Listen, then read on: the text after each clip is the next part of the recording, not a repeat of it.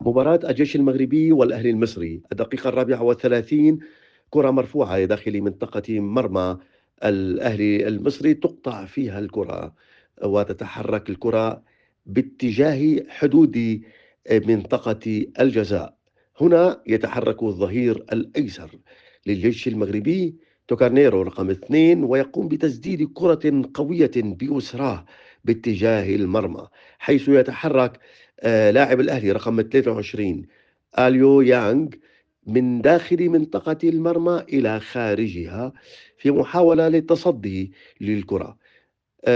ديونغ كانت يده اليسرى قريبة من الجسم وفي وضعية طبيعية، لم تجعل الجسم أكبر بشكل غير طبيعي، ولم يقم بأي حركة إضافية تجاه الكرة المسددة، بل على العكس حاول أن يخفي يده، لكن الكرة اصطدمت بجزء من الجسم و وأسفل الذراع الأيسر له.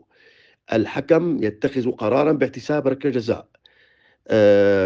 أنا أعتقد بأن القرار كان خاطئا، لأن اليد كانت في وضعية طبيعية ولم تقم بأي حركة إضافية تجاه الكرة لمنعها، وكانت اليد تتحرك بشكل طبيعي قريبة من الجسم، تتناسب مع الحركة التنافسية للاعب الكرة والمنافسة عليها من قبل ديونغ.